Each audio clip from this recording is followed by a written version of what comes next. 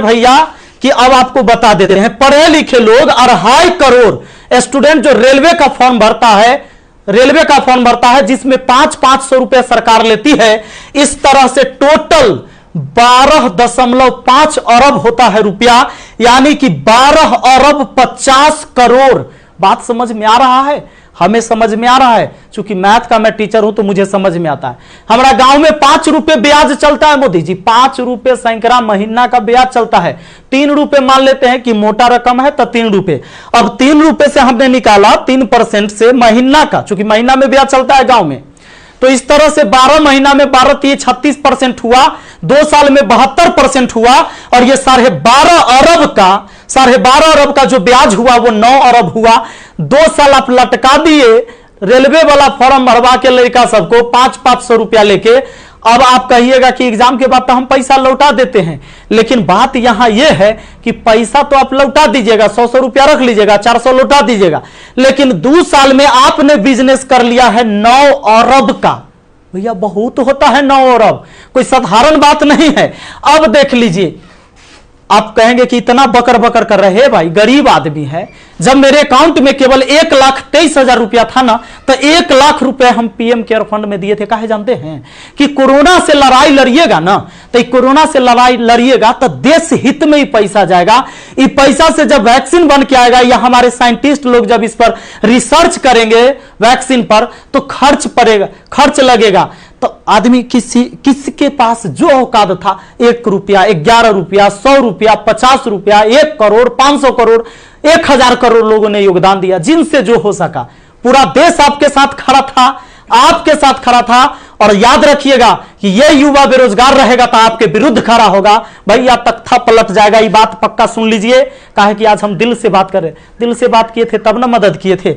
अब देख लीजिए, 30 मार्च को मैंने योगदान दिया था 1 करोड़ रुपए। हमारा तब पागलपन चढ़ल था, हम तो अपन गलती का पश्चाताप जूता से मार के करते हैं, लेकिन याद रखिएगा कि जूता उस नेता को भी पड़ेगा जो वोट मांगने आएगा हमारे यहां। याद रखिएगा, ये पूरा देश में अब बवाल होने वाला है। अगर सही टाइम से एग्जाम नहीं लीजिएगा, युवाओं को रोजगार नहीं मिलेगा, तब आपके मन की बात नहीं होगी। हमेशा ये जनता के भी मन की बात होनी चाहिए।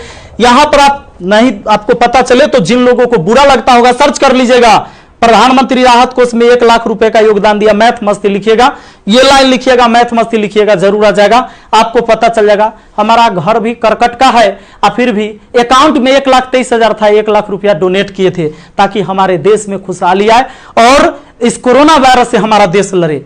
ए भाई, वो बच्चा के पैसा दिया हुआ है, जो हम पढ़ाते हैं ना, वो वीडियो देखता है ना, वो व्यू होता है, उसे पैसा आता है, वो पैसा हम आपको दिए थे। पाप लगेगा ना, तो तनी ध्यान दीजिए यहां पर।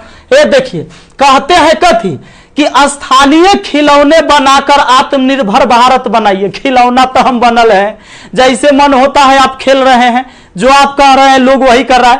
अब हम कौन खिलौना बने? खिलौना तो जनता बन चुका है आप लोगों का। ये हमारे मोदी जी थे, ये हमारे नीतीश बाबू हैं। इनका चाल सुनिएगा, इनका चाल क्या है। अभी जब चुनाव आने वाला है तो बिहार पुलिस के बहाली निकाल देंगे, बिहार पुलिस के बहाली निकाल देंगे तो भारी संख्या में एग्जाम को करवा लेंगे, रिजल्ट नहीं देंगे। अब एग्जाम दे के लड़का फसल है कि अगर नीतीश जी नहीं आते हैं तो फिर आगे रिजल्ट नहीं आएगा, कोई ना कोई बवाल। चूंकि बिहार में कोई एग्जाम जो है ये ना है कि साफ सुथरा से हो। आप देख रहे हैं बिहार एसएससी का एग्जाम कितना साल में हुआ है, आदमी बूढ़ा गया, जवानी में दिया था एग्जाम और रिजल्ट आते थे बूढ़ा जाएगा। अब चूंकि बिहार में एग्जाम ऐसी होता है, तो ये क्या होगा कि रिजल्ट होगा चुनाव के बाद, मजबूरन फिर नीतीश कुमार जी को चुनेंगे, शिक्षक के बहाली आ जाएगा, बिहार पुलिस के बहाली आ जाएगा, सारे बहाली, दरोगा सब के बहाली आएगा। ये कब होगा? चुनाव के टाइम में भैया। तो नीतीश जी का जो ये था, इसमें इन्होंने कहा कि नल जल का रख रखाव करने के लिए वार्डों को 2-2 हजार रुपया मिलेगा। हे प्रभु, ये 2-2 हजार कहला दे रहे हैं, नल जल के दशा दिखा दें। 33,000 करोड़, 33,000 करोड़ रुपया आपने बिहार में नल जल पर खर्चा कर दिया। आज आपको असलियत हम दिखाते हैं, इस वीडियो में देखिएगा आप लोग जरूर। इस वीडियो को इतना शेयर करिएगा कि मुख्यमंत्री से लेकर प्रधानमंत्री तक पहुंचना चाहिए, बिल्कुल पहुंचना चाहिए कि हमारे जहां से हम हैं वहां की स्थिति आपको दिखा देते हैं कि नल जल का स्थिति क्या है। बेरोजगारी तो भैया आपने ऐसी पहुंचा दिया है यहां पर कि लोग अब कुछ करने लायक नहीं है।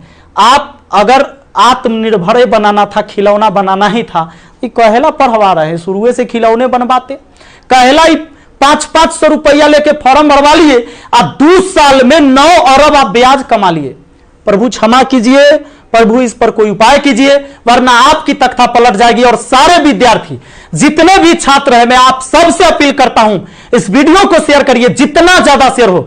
और सारे एजुकेशन चैनल वाले जितने भी है, चूंकि आपके मीडिया नहीं दिखाएगा, विद्यार्थी का दर्द कोई नहीं समझ पा रहा है, वो वही चीज दिखाएगा जो सरकार चाहती है। हमारे सारे भाई बंधु जितने भी वाईफाई स्टडी एग्जामपुर है, अभिनव शर्मा है, राकेश यादव सर है, जितने भी लोग हैं जो भी वीडियो बना रहे हैं, बहुत अच्छा कर रहे हैं, सभी को हाथ जोड़कर तहे दिल से मैं धन्यवाद देना चाहूंगा, क्योंकि ये विद्यार्थी, इस विद्यार्थी जो बेरोजगार है ना, उसी के वजह से हमारा रोजगार है, यही बात सच्चाई है। और इसीलिए हम इनके लिए लड़ेंगे, चाहे जो हो जाए। धरना प्रदर्शन होगा, पूरे देश में धरना प्रदर्शन होगा। और जहां ये 2.5 करोड़ विद्यार्थी सड़क पर उतर गया, तो सुन लीजिए, ये बिहार से लेकर दिल्ली तक हिलेगा, ये बात निश्चित है। एक साथ हम हैं, सबके साथ हैं, सारे छात्र आंदोलन करने के लिए तैयार रहिए। एसएससी टाइम से एग्जाम नहीं लेती है। एक तो आप वैकेंसी ही कम निकालते हैं, अब वैकेंसी कम निकालते हैं तो जो निकालते हैं ओकर तक कम से कम एग्जाम ले लीजिए, सही से रिजल्ट ले लीजिए, सही से रिजल्ट दीजिए और एग्जाम सही से ले लीजिए, टाइम से ले लीजिए। एक शेड्यूल बना दीजिए, जैसे मैट्रिक का एग्जाम होता है, 12th का एग्जाम होता है कि इस महीने में होगा, इस महीने में रिजल्ट होगा, उसी तरह एसएससी का भी एग्जाम होना चाहिए, रेलवे का भी एग्जाम होना चाहिए। आपको जितने सीट पर लेना है, लेकिन इसका एक टाइम फिक्स होना चाहिए, कितने इस महीने में एग्जाम होगा, इस महीने में रिजल्ट आएगा, इस महीने तक ज्वाइनिंग होगा, ताकि अंधेरे में लोग ना जिए। हे प्रभु, ये पाप लगेगा अगर इस युवाओं के साथ गरीब के बच्चा ना जनरल कंपटीशन के तैयारी करता है, आर्मी के तैयारी करता है, गरीब के बच्चा जाता है। कम से कम एकरा साथ इतना अन्याय ना कीजिए। ये पाप का घड़ा भर चुका है, मैंने अपने सर पर जूता मारा है। अगर वोट मांगने मेरे एरिया में आइएगा, हम जूता मारेंगे आप लोग को, ये बात पक्का कह देते हैं। आई वीडियो शेयर होना चाहिए। आप सबको इस बात के लिए मैं कहना चाहूंगा कि आप शेयर करिए, इस वीडियो को पहुंचाइए, जहां तक हो सके इसको पहुंचना चाहिए। और हर व्यक्ति आपसे हाथ जोड़कर विनती है कि हल्ला बोल ये नारा लगाइए और सब लोग पहुंचाइए, सब लोग वीडियो बनाइए, जितने भी एजुकेशन से जुड़े हुए हैं, क्योंकि कोई मीडिया वाला आपको दिखाने वाला ये नहीं है। और बस यही बात कहना चाहेंगे और जल्दी आग के तरह इस वीडियो को फैलाइए। और ज्यादा कुछ नहीं बोलेंगे। बेरोजगारी इतना बढ़ गया है कि आप सब कुछ समझ ही रहे हैं।